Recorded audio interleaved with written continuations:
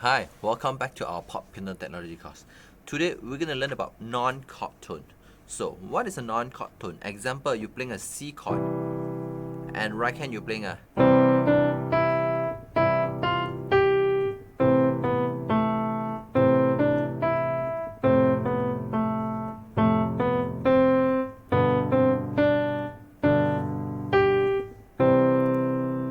So, you might hear that it sounds normal and don't have any weird thing, but if you look carefully, you'll hear actually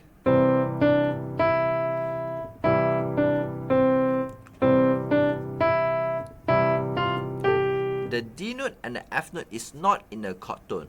So what is this called? This is called a passing note. So between the chords, you use a non-chord tone. This is called a passing note. Or when you use a, so this is called a auxiliary notes.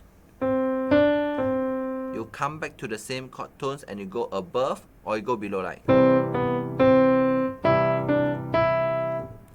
The D note and the B note will become auxiliary notes. This is the most common ways of the two non-chord tones being used.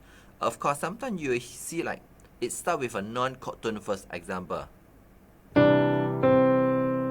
So it starts with a non-chord tone first.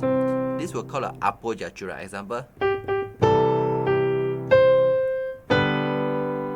So you see, a C chord you have an A note and go to G. This is called appoggiatura.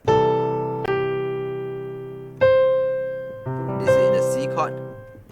This is the chord tone. So today we're going to learn three ways of non-chord tone is being used. The first way is called a passing notes. The second way is called auxiliary. And the third way is called a appoggiatura. Hope you enjoy. If you like our teaching and you have learned something, please help us to click the like button in just 1 second. If you want to learn more, leave a message, tell us what you would like to learn. Remember to subscribe our channel and you won't miss the future lesson. See you in the next lesson.